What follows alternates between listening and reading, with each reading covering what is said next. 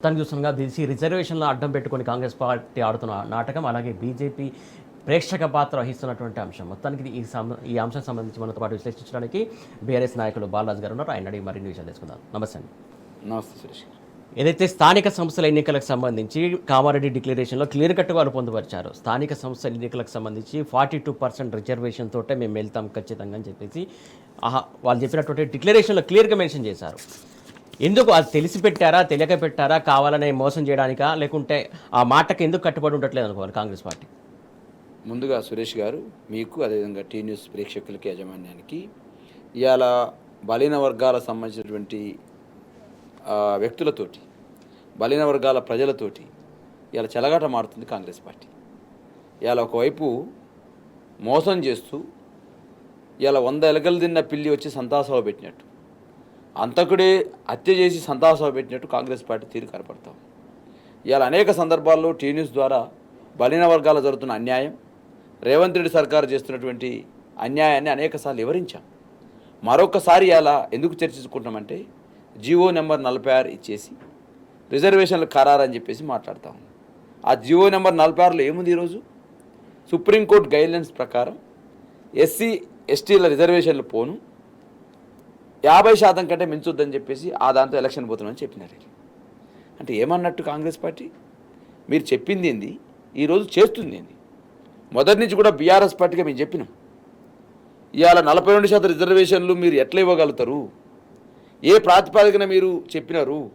ఏ survey ప్రకారం మీరు 42% బీసీలు ఉన్నారని చెప్పి తేల్చిర్రు అని మేము అడిగితే, 125 సంవత్సరాల చరిత్ర మా కాంగ్రెస్ పార్టీకి ఉంది, మాలో అనేక మంది మేధావులు ఉన్నారు, అనేకసార్లు గవర్నమెంట్ నిర్వహించినాం అని చెప్పేసి ప్రగల్భాలు పలికినారు.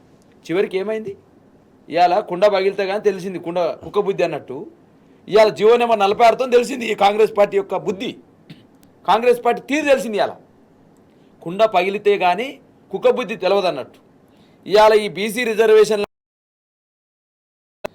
రిజర్వేషన్ల మీద బీసీ ప్రజలు చేస్తున్న మోసం, కాంగ్రెస్ పార్టీ రేవంత్ రెడ్డి ఆడుతున్న నాటకం, ఇవన్నీ కూడా తెర పడ్డది ఈరోజు జీవో నెంబర్ 46 తోటి.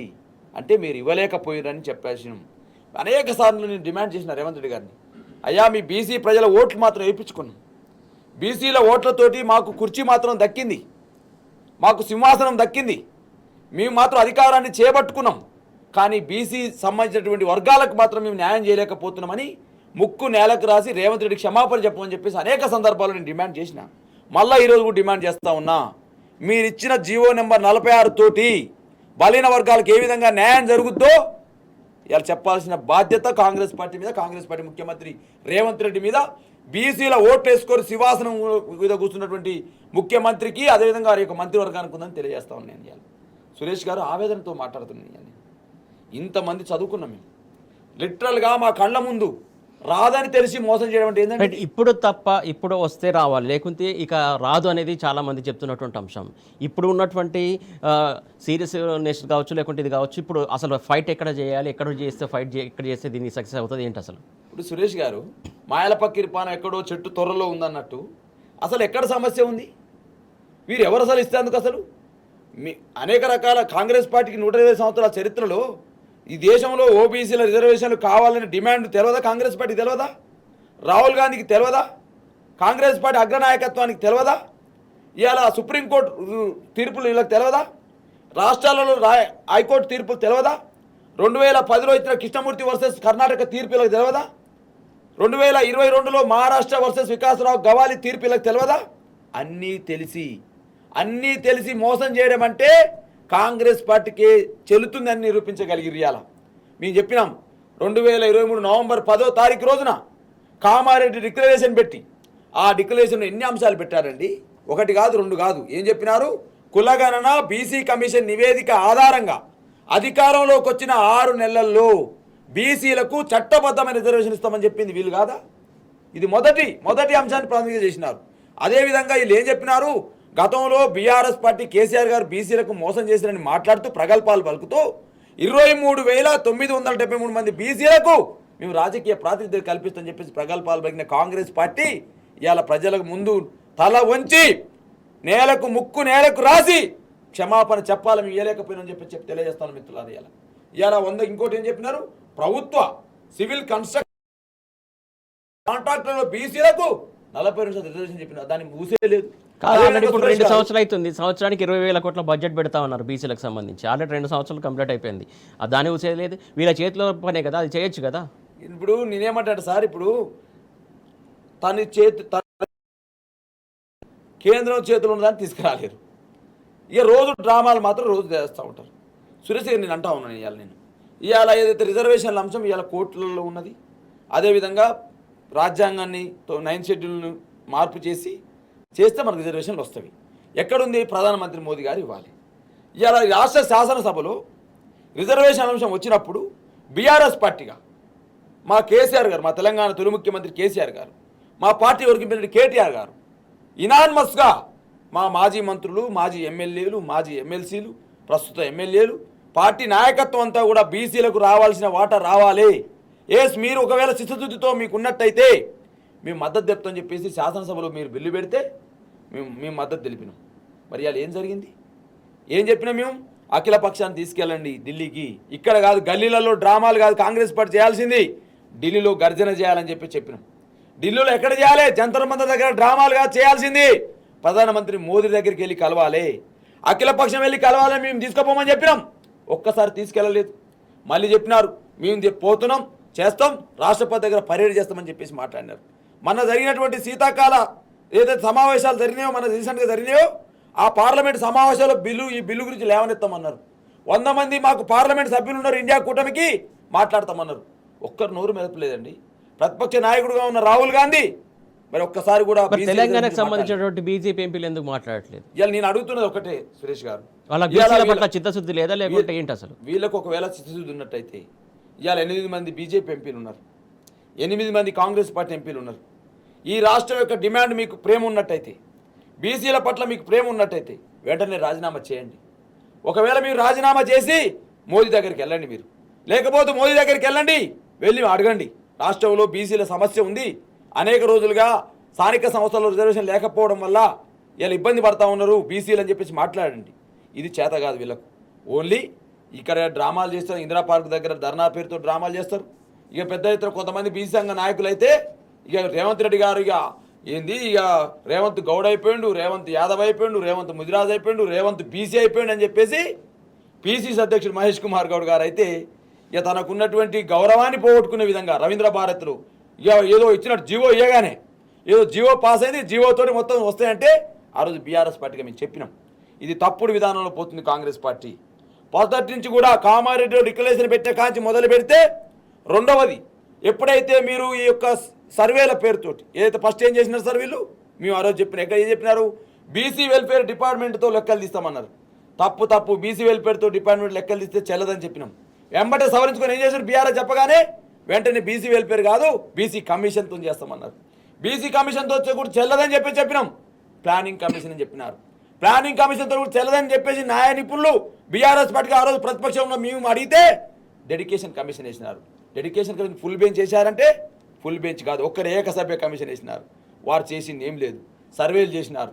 1,15,00,000 కుటుంబాలు ఈ రాష్ట్రంలో ఉంటే 1,12,00,000 కుటుంబాలు మాత్రమే వీళ్ళు వేయలేరు. అంటే 3 లక్షల కుటుంబాలు ఈ సర్వేలో పాల్గొనలేదని కాంగ్రెస్ పార్టీ చెప్పింది. అంటే ఈ తప్పుల తడకని వారి పార్టీ ఎమ్మెల్సీ ఈ యొక్క తప్పుల తడకగా ఉంది, బీసీల లెక్క సరిగ్గా తేలలేదు, కొన్ని వర్గాల లెక్కలు ఎక్కువ చూపించారని చెప్పేసి వారే చెత్తపుట్టలు వేసుకొని చెప్పేసి దాన్ని తగలబెట్టే సందర్భాన్ని కూడా గుర్తు చేస్తున్న సురేష్ గారు. అంటే ఈ యొక్క తప్పుల తడకగా చేసిరు. సుమారు 16 లక్షల మంది ఈ సర్వేలో పాల్గొనలేరు. రాష్ట్ర జనాభాను తక్కువ చేసి చూపించినారు. ఈ విధంగా చెప్పుకుంటూ పోతే మొదటి నుంచి కూడా కామారెడ్డి డిక్లరేషన్ నుంచి వీళ్ళు వేసినటువంటి డెడికేషన్ కమిషన్ వరకు, డెడికేషన్ కమిషన్ నుంచి వీళ్ళు చేసిన ఎలక్షన్ ఏదైతే కులగన సర్వే వరకు అన్ని తప్పులు తడక. కాదు, ఇప్పుడు బీసీ సంబంధించి సంఘాలన్నీ కూడా రిలే నిరాహార దీక్ష చేస్తున్నాయి, పెద్ద ఎత్తున గర్జిస్తున్నాయి, ఖచ్చితంగా రిజర్వేషన్ కావాలని చెప్పేసి ఫైట్ చేస్తున్నాయి. ఈ నేపథ్యంలో ప్రధానంగా ఏదైతే బీసీ సంబంధించినటువంటి జేఏసీ చైర్మన్ ఆర్ కృష్ణయ్య కావచ్చు, లేకుంటే ఆయన ఆల్రెడీ బీజేపీలోనే ఎంపీగా ఉన్నారు, బీజేపీ పార్టీ తరఫున ఎంపీగా కొనసాగుతున్నారు.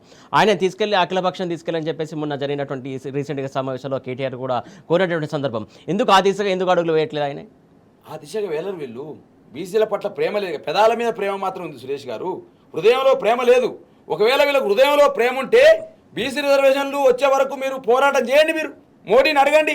ఏమన్నాడు? మోడీ మెడలు వంచుతాం, మోడీని గల్లబట్టి గుంజుతాం అని మాట్లాడిన రేవంత్ రెడ్డి తెలంగాణకు వచ్చాడు జబ్బలు ఉంచాడు. తెలంగాణకు వచ్చి జబ్బలు ఉంచేసి బీసీ రిజర్వేషన్ ఇవ్వలేమని చెప్పేసి ఇలా 46 జీవో ఇచ్చినది. ఇలా నేను అడుగుతా ఉన్నటువంటి సురేష్ గారు, ఈ టీవీ ద్వారా అడుగుతా ఉన్నాను, ఇలా టీవీ చూస్తున్నటువంటి బలైన వర్గాల సమాజమే కాదు, తెలంగాణ సమాజం కూడా ఆలోచన చేయాల్సిన అవసరం ఉంది. కామారెడ్డి డిక్లరేషన్లో నీకు ప్రేమ ఉందని చెప్పినావు కదా, నీ చేతిలో ఉన్న అంశాలు కొన్ని ఉన్నాయి. కేంద్రం చేతిలో కొన్ని అంశాలు చేయాలని కేంద్రం అడ్డుపడుతుంది, రాష్ట్రపతి అడ్డుపడుతుండు, మోదీ అడ్డుపడుతుండు, అదేవిధంగా రాష్ట్రపతి సంతకం పెడతలేడు, గవర్నర్ సంతకం పెడతాలని చెప్పేసి కల్లబొల్లి కబుర్లు చెప్తున్నారు రేవంత్ రెడ్డి గారు. నీ చేతిలో కొన్ని అంశాలు బీసీల పట్ల ప్రేమ నీకు బొచ్చడు ఉంది కదా, మస్తు ప్రేమ ఉంది రేవంత్ రెడ్డి గారి గుండెల్లో ప్రేమ. మరి ఉంటే 20,000 కోట్లు ప్రతి బడ్జెట్లో పెడతానన్నావు. 2 బడ్జెట్లు అయిపోయినాయి. ఒక బడ్జెట్లో 7,000 కోట్లు పెట్టినావు, ఒక బడ్జెట్లో 9,000 కోట్లు పెట్టినావు, మొత్తం 24,000 కోట్లు అప్పుడే ఎగనామం పెట్టినావు బీసీలకు. ఇంకో మాట కూడా అడుగుతా ఉన్నా నేను, మీ చేతులలో క్యాబినెట్ విస్తరించుకునే అవకాశం ఉంది. మీకు క్యాబినెట్ విస్తరించుకునే అవకాశం ముఖ్యమంత్రి తన చేతిలో ఉంటుంది. నేను అడుగుతున్నా సురేష్ గారు, ఇలా బీసీలు ఒకవేళ 42% రిజర్వేషన్ ప్రకారం ఎన్ని మంత్రులు రావాలి? మాకు 6 నుంచి 7 మంత్రులు రావాలి. ఉన్నారా? ఇలా 3 మంత్రులు లేరు ఇవ్వాలి. మరి మిగతా 4 మంత్రులు ఇచ్చి నీ చిత్తశుద్ధిని నిరూపించుకో. అదేవిధంగా ఎంబీసీలకు ప్రత్యేక మంత్రిత్వ శాఖ ఏర్పాటు చేస్తామన్నాడు. ఇలా అనేక రకాల హామీల్ని 63 హామీలు ఇచ్చి బీసీలను దగా చేసి, ఇలా నేను ఎన్నైనా దగా చేస్తా, బీసీలను ఓట్లేసి యంత్రాలుగానే గుర్తిస్తా, ఏం చేసుకుంటారో చేసుకోపోరని చెప్పేసి ఇలా 46 జీవో ఇచ్చినారు. డెఫినెట్గా బీఆర్ఎస్ పార్టీగా రేపు 24వ తారీఖు సోమవారం రోజున 12 గంటలకు బీఆర్ఎస్ పార్టీ ముఖ్య నాయకత్వం అంతా కూడా సుమారు 60 మంది బీసీలు, కేసీఆర్ తయారు చేసిన సైనికులు బీసీలు రేపు నీ యొక్క ప్రభుత్వం మీద సమరశంఖం పూరించబోతా ఉన్నాం రేవంత్ రెడ్డి గారు. ఇంకో మాట చెప్తున్నా సురేష్ గారు, ఇవాళ ఏమంటాడు, సామాజిక న్యాయం 7వ గ్యారంటీ అని మాట్లాడుతారు రేవంత్ రెడ్డి గారు. అయ్యా, సామాజిక న్యాయం 7వ గ్యారంటీ అంటే 2 సంవత్సరాలైనా కూడా క్యాబినెట్ విస్తరణ చేయకుండా, గతంలో 3 నెలలు ఒకవేళ మేము చేయకపోతే రకరకాల మాటలు మాట్లాడినటువంటి రేవంత్ రెడ్డి గారు 2 సంవత్సరాలు నువ్వు ఇలా క్యాబినెట్ విస్తరణ చేస్తలేవు కదా, దీని అనరా ఏమంటారు దీన్ని? రేవంత్ రెడ్డి పాలన అనరా దీన్ని? ఒక నిమిషం బాలరాజు గారు, ఈ అంశం ప్రధానంగా కేంద్ర క్యాబినెట్లో చర్చ జరగాలి, ఖచ్చితంగా 9th షెడ్యూల్లోకి వెళ్ళాలి, అలాగే పార్లమెంట్లో చర్చ జరగాలి, ఆ తర్వాతనే దీనికి సంబంధించి ఆమోదయోగ్యం అవుతుందని చెప్పేసి పదే అందరు చెప్తున్నారు. ఆ దిశగా ఎవరు కూడా ఎందుకు అక్కడ ప్రెషర్ చేయలేకపోతున్నారు? ప్రెషర్ చేయరు సార్, బడాబాయ్ చోటాబాయ్ ఒకటే కదా, అక్కడ పోయి అడిగితే ఇస్తారు. చేయకపోతే ఇది సాధ్యం కాదు కదా. సాధ్యం కాని సమస్యను తీసుకొచ్చి ఎక్కడ చేల్చాలనో ఎక్కడ చేయాలనో చేస్తలేరు వీళ్ళు. ఇక్కడ వచ్చి డ్రామాలు ఆడుతూ ఉన్నారు. ఎందుకు? బీసీల ఓట్లు కావాలి వీళ్ళకు, బీసీలను మోసం చేయాలి, బీసీలను దగా చేయాలి, బీసీల ఓట్లు మాత్రం వేసుకోవాలి, వేస్తున్నామని డ్రామాలు అడగాలి.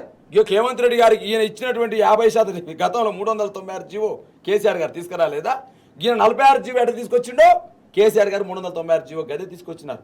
గతంలో సుప్రీంకోర్టుకి వెళ్ళారు కేసీఆర్ గారు గవర్నమెంట్ ఉన్నప్పుడు, బీసీలకు న్యాయం చేయాలని, బీసీలకు ఓబీసీ మంత్రిత్వ శాఖ కావాలని మొదటిసారి నినదించింది బీఆర్ఎస్ పార్టీ.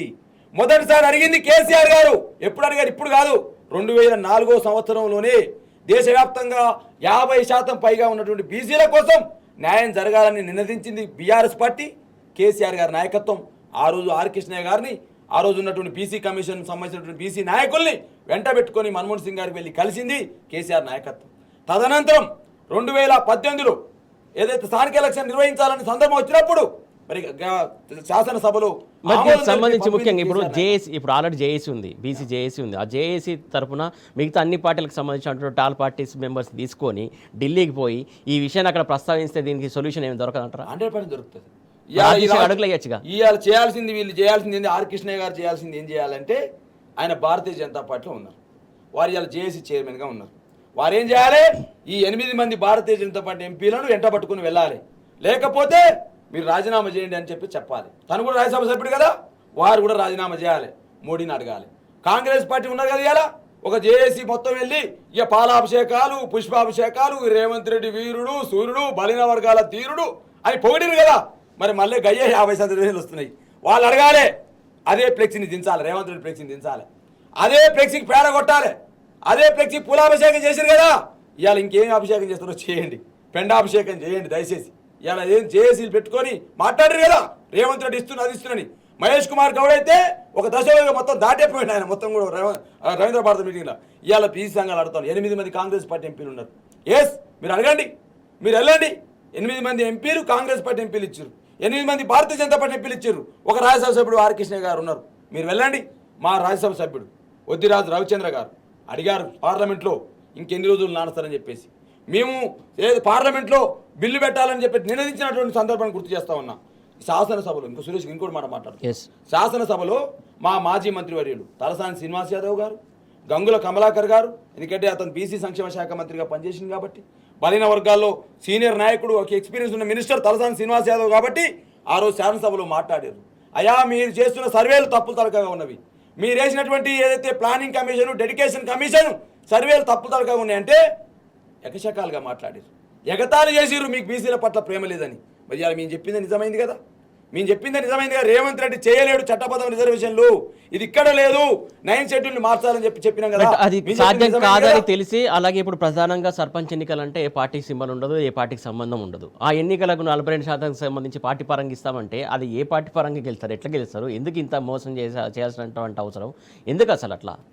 బీసీ ప్రజలు ఆలోచన చేయాలి. ఇలా పాలేదో నీళ్ళేందో తెలిసినాయి, మనకు శత్రువులో మిత్రువులో తెలిసింది.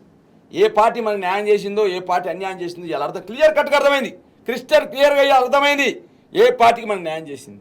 ఆ రోజు కేసీఆర్ గారు ఉన్నప్పుడు గ్రామీణ స్వరాజ్యాన్ని సాధించాలని, గాంధీజీ కళ్ళగన్న గ్రామీణ స్వరాజ్యాన్ని సాధించాలంటే కుల వృత్తులు బాగుపడాలని చెప్పేసి అన్ని వర్గాలకు చాకలి, మంగలి, కుమ్మరి, వడ్రంగి, చేనేత, ముదిరాజు, యాదవ, కురుమ, అదేవిధంగా గౌండ్ల, అన్ని కులాలకు 300 కాపు, మిగతా చిన్న కులాలకు, పెద్ద కులాలకు, సంచార జాతులకు ఆర్థిక అభివృద్ధి కోసం ఒక ప్రయత్నం చేసినాం. ఇంకో ప్రయత్నంలో ఈ వర్గాలకు విద్యను అందాలని, మహాత్మా జ్యోతిరావు పూలే కలైతే కన్నడో అందరికీ విద్యను అందించాలని ఆలోచన చేస్తే కేసీఆర్ గారి నాయకత్వంలో ఈ రాష్ట్రంలో 1022 గురుక పాఠశాలని స్థాపించింది కేసీఆర్ నాయకత్వం. విద్యాపరంగా రావాలని, విద్యాపరంగా ఆర్థికంగా రావాలని, రాజకీయంగా సురేష్ గారు ఈ దేశంలో ఏ రాష్ట్రంలో కూడా స్థానిక సంస్థల మైనార్టీ ఏదైతే మార్కెట్ కమిటీలు ఉన్నాయి కానీ మార్కెట్ కమిటీల్లో రిజర్వేషన్లు తీసుకొచ్చినటువంటి ఏకైక రాష్ట్రం ఈ భారతదేశంలో కేసీఆర్ నాయకత్వంలో తెలంగాణ రాష్ట్రం.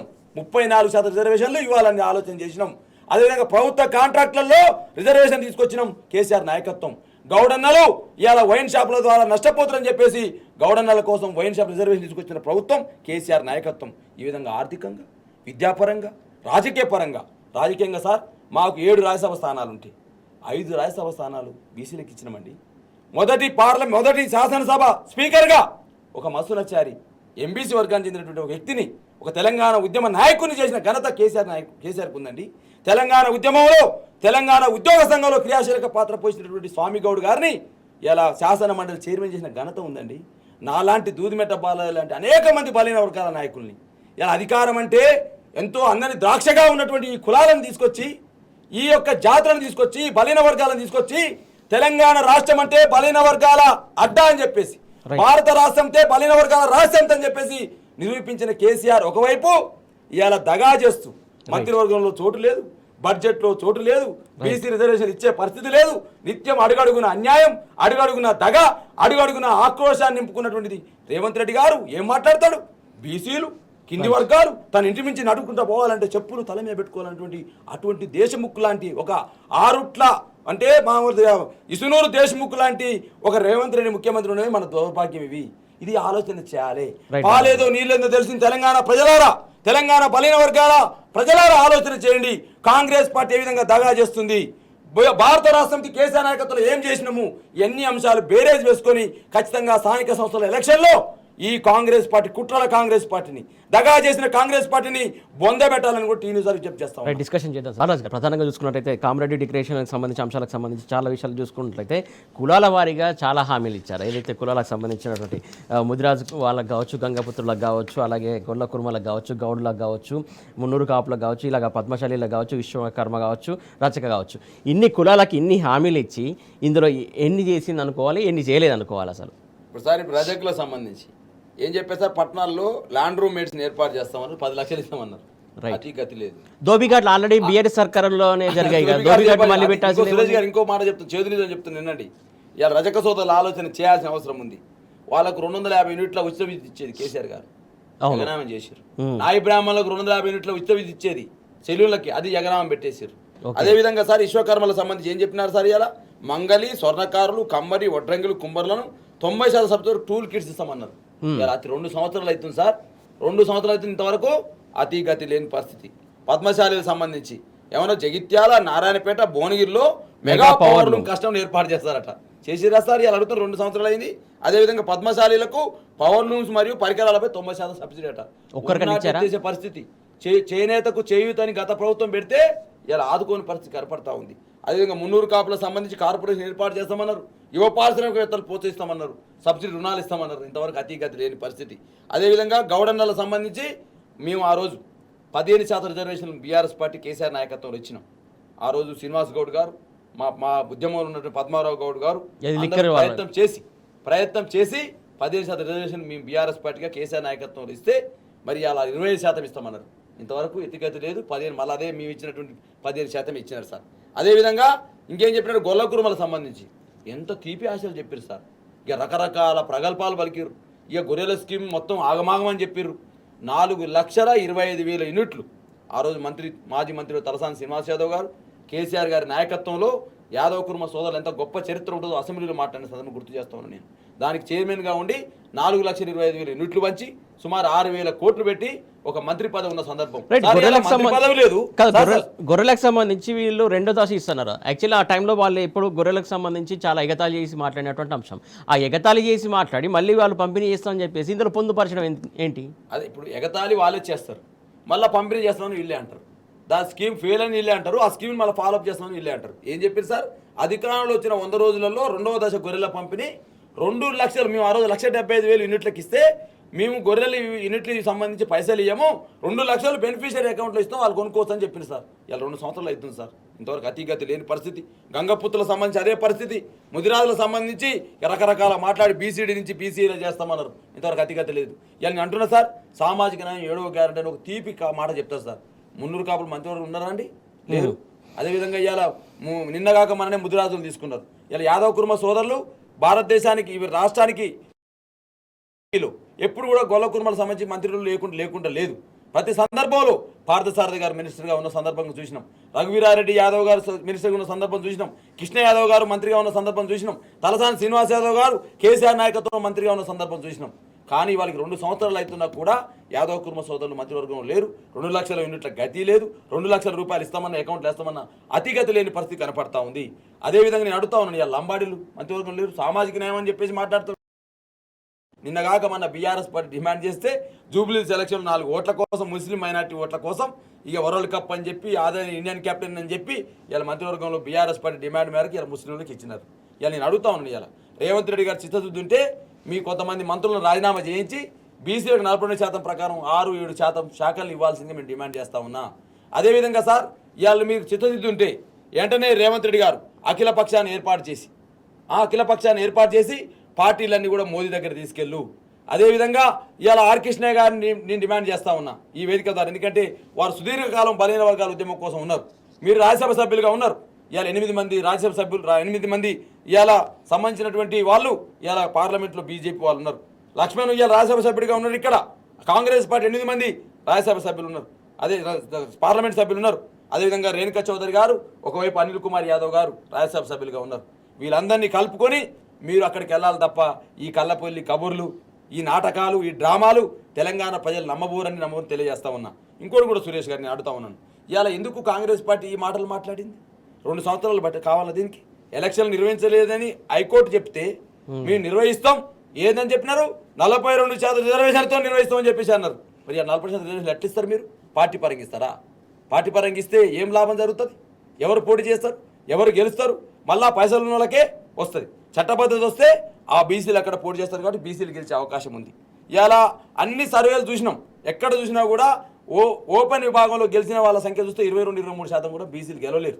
ఎందుకంటే ఆర్థిక పరిస్థితులు, సామాజిక పరిస్థితులు, రాజకీయ పరిస్థితులు అన్నీ కూడా వెనకబాటు ఉన్నాయి కాబట్టే కదా ఇలా మనం రిజర్వేషన్ కావాలని కోరుకునేది. కానీ కాంగ్రెస్ పార్టీ అనేక రోజులుగా ఒక డొల్లతనాన్ని ప్రదర్శిస్తుంది. అంటే ఏదో పైకి మాత్రం పెద్ద మాటలు మాట్లాడుతూ బీసీల కోసం ఏం చెప్పేసి మరొకసారి బీసీలను మోసం చేసే ప్రయత్నం చేసింది. నిట్ట నిలున్న ఇలా గొంతు కోసింది. కాబట్టి కామారెడ్డి రిక్రియేషన్ పేరుతో దగా చేసిన కాంగ్రెస్ పార్టీని ఇలా బలహీన వర్గాల ప్రజలు ఏం చేయాలో ఆలోచన చేయండి. స్థానిక సంస్థల ఎలక్షన్లు వస్తున్నాయి కాబట్టి ఈ డ్రామాలు ఆడుతూ ఉన్నారు. ఇలా హైకోర్టు తీర్పు అడ్డం పెట్టుకోను, సుప్రీంకోర్టు తీర్పును అడ్డం పెట్టుకోను, అదేవిధంగా స్థానిక సంస్థలు ఎదురు రావట్లే అనే డ్రామాతోటో ఇవాళ మళ్ళీ ఎలక్షన్ రూపంలోకి వస్తూ ఉన్నారు. కాబట్టి మీరు అడగాల్సిన అవసరం ఉంది. 6 గ్యారంటీల మీద అడగాలి, మహిళలకు ఇచ్చి 2500 మీద అడగాలి, తులం బంగారం మీద అడగాలి, అదేవిధంగా బీసీలకు ఇస్తున్న రిజర్వేషన్ మీద అడగాలి, మైనార్టీ డిక్లరేషన్ మీద అడగాలి, అదేవిధంగా యూత్ డిక్లరేషన్ మీద అడగాలి, నిరుద్యోగ డిక్లరేషన్ చెప్పినారు సార్. 2 లక్షల ఉద్యోగాలు ఇస్తామన్నారు. ఇంతవరకు జాడ లేదు. మేము అడిగినాం జూబ్లీస్ ఎలక్షన్స్లో కాంగ్రెస్ పార్టీకి బుద్ధి చెప్పండి అని అంటే సంతోషం. 75,000 మంది ఓటర్లు కాంగ్రెస్ పార్టీ యొక్క డిమాండ్ని చేయాలని చెప్పేసి మాకు అనుకూలంగా ఓటేసినారు. కానీ సామధాన భేద దండోపాయం ఉన్నట్టు ఇవాళ ఎలక్షన్లో ఏదో గెలిచినాం కాబట్టి డబ్బు పంచారా, ప్రలోభ పెట్టారా, అధికార యంత్రాంగాన్ని దుర్వినియోగం చేశారా, మీరు గెలిచారు. గెలిచినంత మాత్రమే ఏదో గండం తప్పింది అనుకో రేవంత్ రెడ్డి గారు. ముందుంది ముసర్ల పండుగ. ఇవాళ ప్రజలందరూ కూడా సిద్ధంగా ఉన్నారు. ఇవాళ వృద్ధులు వితంతువులు బోధకాలు వాళ్ళు డయాలసిస్ పేషెంట్లకు నువ్వు ఇస్తున్న పింఛన్ ఎడిపోయిందో ఒకసారి ఆలోచన చేయండి. వికలాంగులు నువ్వు ఇస్తున్న 6,000 పింఛన్ ఎక్కడ పోయిందో ఒకసారి ఆలోచన చేయండి ప్రజలు. అదేవిధంగా ముస్లిం మహిళలకు సంబంధించి షాదీ ముబారక్ ఎంత వస్తుందో చూడండి ఒకసారి. తులం బంగారం మా యువతులు పెళ్ళైన యువతలకు ఇస్తామన్నావు, అది ఎక్కడ పోయిందో ఆలోచన చేయండి. 2 లక్షల ఉద్యోగాలు అన్నావు, ఇంతవరకు అతిగతి లేని పరిస్థితి కనపడుతుంది. నిరుద్యోగ భృతి 4,000 ఇస్తామన్నావు, అతిగతి లేని కనపడతా ఉంది. అదేవిధంగా అన్ని వర్గాలను ఆ రోజు కేసీఆర్ గారి నాయకత్వంలో పండు ముసలి బంగారం సంబంధించి ఆల్రెడీ కాంగ్రెస్ మంత్రి ఒక మంత్రి చేతులు ఎత్తేసాడు ఆల్రెడీ. ఈ హామీ ఇచ్చినప్పుడేమో 50,000 ఉండే, ఇప్పుడు 1,30,000 ఉంది, ఇయ్యలేమని అంటున్నాడు ఆయన. అందరు కటింగ్ మాస్టర్లు ఆయన సార్. ఇప్పుడు ముఖ్యమంత్రి చీఫ్ మినిస్టర్ కాదు సీఎం అంటే, ఇలా కటింగ్ మాస్టర్ అయిపోయారు అందరు. ఏం చేస్తాం, అన్ని కట్ చేసుడే. కేసీఆర్ కిట్టు కట్టు, దళిత బంధు కట్టు, అదేవిధంగా బీసీ బంధు కట్టు, అదేవిధంగా బస్తీ దవాఖానాలు కట్టు, ఇవాళ బతుకమ్మ చీరలు కట్టు అంటే ప్రతిదీ కట్ చేయడం తప్ప వీళ్ళకు పెంచడం తెలియదు సార్. ఇవాళ అందుకని అంటారు కదా, ఈయన పెద్ద పెద్ద మాటలు మట్ల ముఖ్యమంత్రి గారు మంత్రివర్గం బాణా భజన్ బిల్లు చేసుకుంటూ కేసీఆర్ ఆనవాళ్ళు దూర్చేస్తామంటే నువ్వు కూర్చునే సెక్రటేరియట్ కేసీఆర్ ఆనవాళ్ళు, నీ పక్కన ఉన్నటువంటి అమరవీల స్తూపం కేసీఆర్ ఆనవాళ్ళు. మీకు అంశాలు చర్చిద్దాం ఒక నిమిషం. బాలాజీ గారు, ఏదైతే ప్రధానంగా తమిళనాడు తరహాలోనే ఉద్యమం మొదలైతే తప్ప ఇది బీసీకి సంబంధించి రిజర్వేషన్ అంశం సంబంధించి తేలేదని చాలామంది మేధావులు చెప్తున్నటువంటి అంశం, ఆ దిశగా అసలు అడుగులు వేస్తారా? ఆ దిశగా అడుగులు వేయాలని చెప్పేసి బలహీన వర్గాల సమాజాన్ని టీఎస్ ద్వారా కోరుతా ఉన్నాం, బీఆర్ఎస్ పార్టీ ద్వారా కోరుతా ఉన్నాం. ఇలా కళ్ళబొల్లి మాటలతోటి కబుర్లతోటి కాలం గడిపే కాంగ్రెస్ మాటలను ఇక నమ్మకండి దయచేసి. ఇవాళ జయలలిత గారు ఎట్లయితే ఆ రోజు, కేసీఆర్ గారు ఎట్లయితే తెలంగాణ ఉద్యమ సమయంలో ఢిల్లీకి వెళ్తున్నా ఇక తెలంగాణతో తిరిగి వస్తానట్లయితే శపథం చేసారు. ఆ రోజు నవంబర్ 29వ తారీఖు రేపు వస్తూ ఉంది, మాకు గుర్తొస్తూ ఉంది. కేసీఆర్ చచ్చుడు తెలంగాణ వచ్చుడు అనే నినాదం ఏదైతే ఉందో ఆ రోజు తెలంగాణలో అన్ని వర్గాలు ఎట్లయితే కదిలించిందో, ఇలా బలహీన వర్గాల రిజర్వేషన్లే ఏకైక ఎజెండాగా ఇలా ముందుకు కదలాల్సిన అవసరం అన్ని రాజకీయ పక్షాల మీద ఉంది. ఇవాళ నోటి మీద కబుర్లు చెప్తూ, నాలుక మీద కబుర్లు చెప్తూ గుండెల్లో మాత్రం బీసీలకు అన్యాయం చేసే ప్రయత్నం మళ్ళీ ఇలా 2 జాతీయ పార్టీల మీద బాధ్యత ఉన్నది. భారతీయ జనతా పార్టీ మీద, కాంగ్రెస్ మీద ఆ బాధ్యత ఉంది. గతంలో తమిళనాడులో జయలలిత గారు అట్టయితే 1992లో ఆ రోజు పివి నరసింహారావు గారు తెలుగు బిడ్డ ప్రధానమంత్రిగా ఉన్నప్పుడు నేను తమిళనాడు నుంచి తిరిగి వెళ్తా ఉన్నా, ఢిల్లీకి వెళ్తా ఉన్నా, మళ్ళీ ఢిల్లీ నుంచి నేను ఖచ్చితంగా రిజర్వేషన్తో తిరిగి వస్తానని చెప్పేసి ఆ రోజు బలహీన వర్గాల కోసం జయలలిత ఎట్లయితే ఆ ప్రయత్నం చేసిన 3 నెలలు ఢిల్లీ నుంచి వీడకుండా తమిళనాడులో ఎట్లయితే రిజర్వేషన్ తీసుకొచ్చారో కాంగ్రెస్ పార్టీ ఆ ప్రయత్నం చేయాలి. ఢిల్లీ మీద దండయాత్ర చేయాలి. మీ ఇండియా కూటమి ఎంపీలతో మీరు ప్రతిపాదన చేయాలి. మీరు రాష్ట్రపతి పర్యటన చేస్తామని గది చేయాలి. గది చేయకుండా ఇంకా కూడా కలబొల్లి మాట చెప్తూ మళ్ళీ ఏం చేస్తున్నారు, ఇలా కర్ణాటకలో ఉందండి, కర్ణాటకలో సర్వే చేసి మళ్ళీ రీసర్వే చేస్తున్నారు అక్కడ 425 కోట్లు పెట్టి. అదేవిధంగా 4 సంవత్సరాలు అక్కడ స్థానిక సంస్థల ఎలక్షన్ జరపక, తమిళనాడులో కూడా ఒక సందర్భం రిజర్వేషన్ అప్పుడు 9-8 సంవత్సరాలు ఎలక్షన్ జరపకుండా ఆయనే. కానీ ఇలా ఏం చేస్తున్నారు, స్థానిక సంస్థలు నిర్వీర్యమవుతుందని ఒక డ్రామా ఆడుతూ ఉన్నారు, నిధులు రావటం ఒక డ్రామా ఆడుతూ ఉన్నారు, హైకోర్టు మమ్మల్ని మొట్టికాయలు వేస్తుంది ఎలక్షన్ జరపని చెప్పి డ్రామాలు ఆడుతూ బీసీలకు పంగనామం పెట్టే ప్రయత్నం కాంగ్రెస్ పార్టీ చేస్తుంది. కాబట్టి బలహీన వర్గాల మేధావి సమాజం ఆలోచన చేయాలి, బలహీన వర్గాల విద్యార్థి సమాజం ఆలోచన చేయాలి, బీసీలకు సంబంధించినటువంటి ఉద్యోగ సమాజం ఆలోచన చేయాలి, బీసీలకు సంబంధించినటువంటి అన్ని వర్గాల ప్రజలు, అన్ని కులవృత్తుల ప్రజలు ఆలోచన చేయాలి. కాంగ్రెస్ పార్టీ ఈ 2 సంవత్సరాలుగా మనకి ఏం చెప్పింది, ఏం చేసింది, మనల్ని ఎట్లా ముంచింది నిండునా అనేటువంటి ఆలోచన చేసి ఖచ్చితంగా కాంగ్రెస్ పార్టీ తీరు ఇవ్వాలని కాదండి. 1952లో కూడా ఆ రోజు కాలేకర్ కమిషన్ వేసి దాన్ని తుంగలో దొక్కింది కాంగ్రెస్ పార్టీ కాదా? ఒక్కసారి ఆలోచన చేయండి, మన పూర్వతరాలు అన్నీ చెప్తాయి. అదేవిధంగా 1979లో ఆ రోజు మండల కమిషన్ వేస్తే ఆ మండల కమిషన్ సిఫార్సుల్ని మరి 80లో ఎవరున్నారు? ప్రధానమంత్రిగా ఇందిరాగాంధీ గారు ఉన్నారు. 80లో ఇంకెవరున్నారు? దివంగత నేత రాజీవ్ గాంధీ గారు ఆ రోజు ప్రధానమంత్రిగా ఉన్నారు. అయినా కూడా అమలు చేయకుండా మరి 1980లో 79లో నివేదిక ఇస్తే మండల కమిషను ఎప్పుడు అమలైంది? 1992లో అమలైంది. ఎందుకు అన్ని రోజులు పోయింది? నక్క బుద్ధి మనకు తెలిసింది కదా అంటారు. ఇవాళ రేవంత్ రెడ్డి గారు మాట్లాడతారు, వారి యొక్క దివంగత ప్రధానమంత్రి ఏమని ఆ రోజు రాజీవ్ గాంధీ గారు ఏం మాట్లాడండి పార్లమెంట్లో, బీసీలకు రిజర్వేషన్లు ఇస్తే మండల్ కమిషన్ సిఫార్సులు ఓబీసీలకు అమలు చేస్తే ఈ దేశంలో అంతర్యుద్ధం అని చెప్పేసి మాట్లాడతారు. అంటే కాంగ్రెస్ పార్టీ 1950 నుంచి కాలేకర్ నుంచి ఇందిరాగాంధీ నుంచి ఈ రోజు వరకు ఉన్నటువంటి రాహుల్ గాంధీ, వరకు, అదేవిధంగా ఈ రోజున రేవంత్ రెడ్డి వరకు బీసీలను నిట్ట నిలువునా ముంచుతుంది, బీసీలను దగా చేస్తుంది, ఓబీసీలను ఓటేసే యంత్రాలుగా మాత్రమే ఉపయోగిస్తుంది తప్ప వాళ్ళని సింహాసనాలు ఎక్కేటువంటి ఆ సింహాసనాలు ఎక్కేటువంటి ప్రజాపతులుగా మాత్రం చూడట్లేదనే అంశం స్పష్టంగా కనపడతా ఉంది. కాబట్టి ఇకనైనా ఈ కాంగ్రెస్ నైజాన్ని ఆలోచన చేయండి. తెలంగాణ ఉద్యమానికి అడ్డంకి ఎవరండి? ఈ కాంగ్రెస్ కాదా? 369 మంది విద్యార్థుల ప్రాణాలు పలిగొన్నది ఎవరండి? కాంగ్రెస్ కాదా? ఆ 369లో బీసీ బిడ్డలు లేరని అడుగుతా ఉన్నాయా నేను? అదేవిధంగా 2009లో కాంగ్రెస్ పార్టీ ఏం చెప్పిందండి? తెలంగాణ ఇస్తామని ప్రకటన చేసింది. మళ్ళీ వెనక తీసుకోలేదా? 2009 డిసెంబర్ 23 తారీఖున మళ్ళీ వెనక తీసుకోలేదా? 1200 మంది విద్యార్థులు చనిపోతే బీసీ బిడ్డలు దాంట్లో లేరా? అంటే నిత్యం బలైన వర్గాల బిడ్డల్ని, ఎస్సీ ఎస్టీ బీసీ బిడ్డల్ని నిత్యం వేధించింది కాంగ్రెస్ పార్టీ, వాళ్ళకి అన్యాయం చేసింది కాంగ్రెస్ పార్టీ, ఆ వర్గాలకు నిత్యం అధికారం రాకుండా అడ్డుకుంది కాంగ్రెస్ పార్టీ. ఇక్కడ చేసినటువంటి సంక్షేమ పథకాలు కావచ్చు, లేకుంటే హామీలు కావచ్చు, బీసీలకు సంబంధించి రిజర్వేషన్ అమలు అయిపోయిందని కూడా యాడ్స్ ఏదైతే బీహార్లో ఇచ్చుకొని పబ్బం గడుపుకోవాలని చూసినటువంటి నేపథ్యంలో అక్కడ బీహార్లో ఎలాంటి సమాధానం చెప్పారు? అసలు ఈ కాంగ్రెస్ పార్టీ ఏం చెప్తుంది, ఏం చేయదు అనేది వాళ్ళకి అర్థమైంది అనుకోవాలా? మహారాష్ట్రలో ఎలక్షన్స్ వస్తాయి, వెంబట ఏడా కులగాన జరుగుతున్నాం కాంగ్రెస్ పార్టీ. అక్కడ పోయి ముఖ్యమంత్రి గారు చెప్తారు, రేవంత్ రెడ్డి గారు, తెలంగాణ దేశానికి రోల్ మోడల్ కులగాన చేసినామన్నారు. మరి ఏమైంది? ఎందుకు రిజర్వేషన్లు పెంచలేకపోయినావు? ఎందుకు మళ్ళీ 50% లోపలే చేస్తున్నావు? రేవంత్ రెడ్డి గారు సమానం చెప్పాలి. ఢిల్లీకి పోయిండు, రోల్ మోడల్ గారు రోడ్ మ్యాప్ అయిపోయింది తెలంగాణ మొత్తం కులగాన మస్తు చేస్తున్నాం అని చెప్పేసి రాహుల్ గాంధీ ఒకవైపు, రేవంత్ రెడ్డి ఒకవైపు, కాంగ్రెస్ పార్టీ బాణా భజంత్రులు అన్నీ కూడా ఒకవైపు చెప్పినాయి. మరి ఢిల్లీలో ఓడిపోయారు, మహారాష్ట్రలో ఓడిపోయారు, ఎందుకంటే సర్వే చేస్తలేరు కాబట్టి. ఇక మళ్ళీ పోయి హర్యానాలో పోయి చెప్పారు. ఇక బీహార్లో కూడా చెప్దామని పోతే బీహార్ కూలీలను విమర్శించినటువంటి రేవంత్ రెడ్డి ఏమన్నాడు? బీహార్ అంతా కూలీలతో పోతారు, వలస కూలీలు ఉండని చెప్పేసి అంటే జనస్వరాజ్ పార్టీలో పనిచేస్తున్న ప్రశాంత్ కిషోర్ రేవంత్ రెడ్డి తీరును ఎండగడితే ప్రచారానికి పోకుండా వెనకబడ్డాడు రేవంత్ రెడ్డి గారు. కాబట్టి ఇవాళ నేను టీ న్యూస్ ద్వారా స్పష్టంగా ప్రజానికానికి చెప్తా ఉన్నా, బలైన వర్గాల సమాజానికి చెప్తా ఉన్నా, విజ్ఞప్తి చేస్తా ఉన్నా అలా రిక్వెస్ట్ చేస్తా ఉన్నా, బీఆర్ఎస్ పార్టీ మాత్రమే బలైన వర్గాలకు పార్టీ నాయకులు, తెలంగాణ తొలి ముఖ్యమంత్రి కేసీఆర్ గారు కావచ్చు, మా పార్టీ వర్కింగ్ కేటీఆర్ కావచ్చు, ఒక స్పష్టమైన విధానంతో ఉన్నారు. ఇలా మా పార్టీలో మాజీ మంత్రులు తలసాని శ్రీనివాస్ యాదవ్ గారు కావచ్చు, శ్రీనివాస్ గౌడ్ గారు కావచ్చు, గంగుల కమలాకర్ కావచ్చు, మసూనా చారి గారు కావచ్చు, అదేవిధంగా జోగు రామన్న గారు కావచ్చు, వద్దిరాజు రవిచంద్ర లాంటి వాళ్ళు అనేక మంది ఇవాళ పెద్ద ఎత్తున బండ ప్రకాష్ ముదిరాజు లాంటి వాళ్ళు అనేక మంది ఉన్నారు.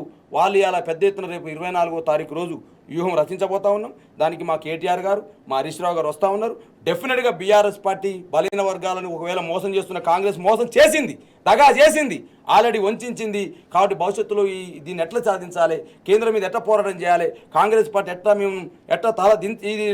మెడలు వంచాలని ఆలోచన చేస్తూ ఉన్నాం. ఖచ్చితంగా బీసీల కోసం ఒక వ్యూహాన్ని, ఒక ప్రణాళికను రూపొందించడం కోసం పెద్ద ఎత్తున సమావేశం కాబోతున్నాం అని చెప్పేసి టీ న్యూస్ ద్వారా తెలియజేస్తూ, ఇకనైనా బీసీ సంఘాల నాయకులు, బీసీ జేఏసీ పేరుతో ఉన్న ఎంపీలుగా ఉన్న ఆర్ కృష్ణయ్య గారికి, మిగతా సంఘాల నాయకులందరికీ విజ్ఞప్తి చేస్తూ ఉన్నా, బీఆర్ఎస్ పార్టీ విధానం ఏందో మీకు తెలిసింది. మీరు వచ్చినారు ఆ రోజు ఆర్ కృష్ణ గారు గొప్పగా చెప్పినారు, కేసీఆర్ గారు చాలా బలైన వర్గాల పట్ల నిబద్ధత ఉందని చెప్పినారు.